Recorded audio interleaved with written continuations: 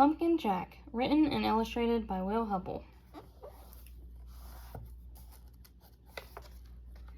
Pumpkin Jack, written and illustrated by Hubbell.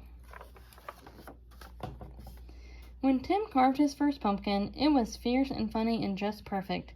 A jack-o'-lantern this good deserved a name, so Tim gave it one, Jack. Long after the best trick-or-treat candy was eaten, Tim still kept Jack. At night, when a candle made Jack's face dance on the wall and filled the dark with warm pumpkin smells, Tim felt Jack was almost magicked. Yet, too soon, the spell was broken. "This pumpkin is beginning to rot," announced Mom. "It's time to throw it out." Tim knew it was useless to argue. He carried Jack to the garden, which was filled with the brown ghosts of last summer's plants. A dead garden is better than a trash can, thought Tim. Still, it made him sad to leave Jack outside and alone. Whenever chores or play brought Tim to the garden, he looked at Jack. Every time, Jack was different. He became wrinkled, and his fierce smile began to look silly.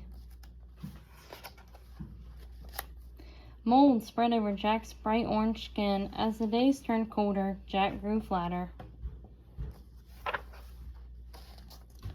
Winter began. Soon Jack was hidden beneath snow, and Tim forgot about him.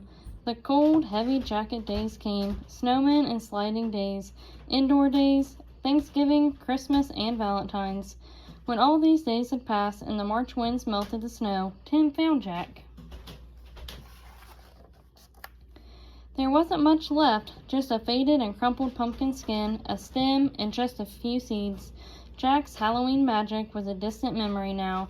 Tim scraped a thin blanket of earth over the last bits of his pumpkin.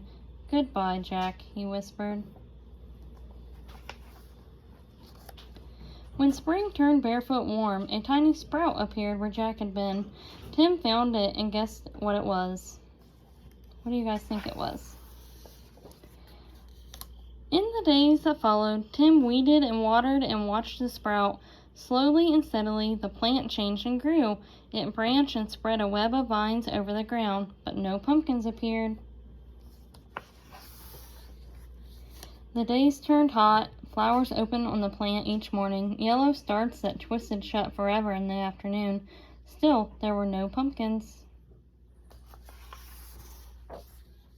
Finally, Tim found a little green ball growing behind a crumpled blossom. A pumpkin! Tim let out a whoop and ran to show his mom. By August, this plant had spilled onto the lawn. Tim's favorite game became pumpkin hunting. He carefully wadded among the leaves, searching for green pumpkins like hidden treasures. School began again and the days cooled. Tim had less time to visit the garden. When he did, the pumpkin plant seemed tired. There were few new leaves, and the old tottered ones no longer hid the fat green pumpkins. Then, one October morning, Tim woke to see frost coating the garden. The frozen plants seemed changed to pale blue grass. After school, Tim discovered what the frost had done. The pumpkin plant's leaves were as limp as wet paper. It was dying. Tim searched among the withered leaves for the unripe pumpkins. He picked them and put them on the front porch, hoping for one more change. By Halloween, the pumpkins had ripened to bright orange. There were many, for the plant had been generous. Tim was generous, too. He gave away all but one. From jack-o'-lantern to seed to pumpkin again, the circle was almost complete. Now it was time for Tim to do his part. He gave his pumpkin a face. It smiled at him in a fierce and funny way. Tim smiled, too, and said, "Welcome back, Jack."